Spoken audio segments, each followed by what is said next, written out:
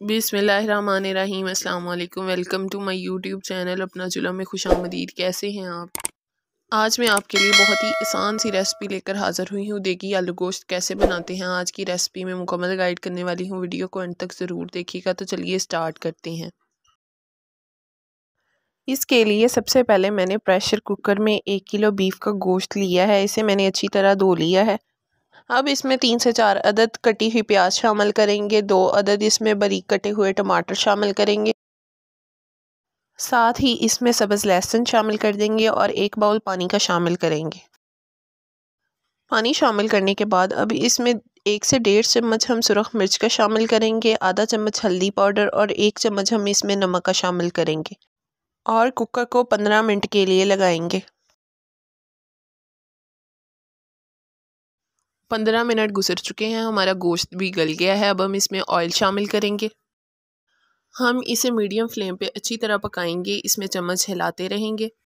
ये बहुत ही ज़्यादा इजी रेसिपी है और बहुत ही जल्दी बनकर तैयार होती है। आप घर बैठे देगी आलू गोश्त बना सकते हैं।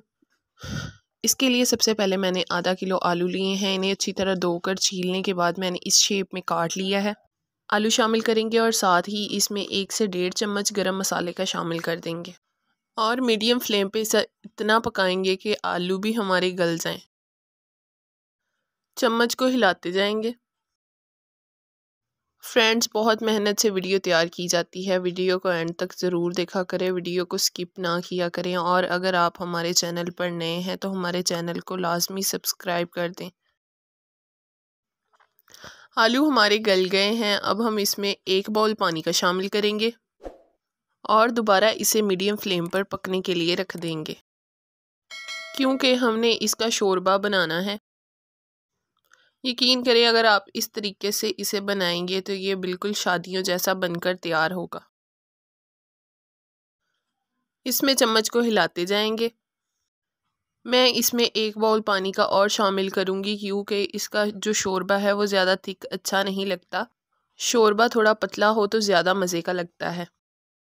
अब हम इसे थोड़ी देर के लिए डाम के रखेंगे ताकि शोरबे का कच्चापन दूर हो और ये अच्छे से बनकर तैयार हो। तो देखें हमारा शोरबा पककर तैयार हो गया है। अब हम इसमें सब्ज़ धनिया शामिल करेंगे और इसे एक बर्तन में निकाल लेंगे।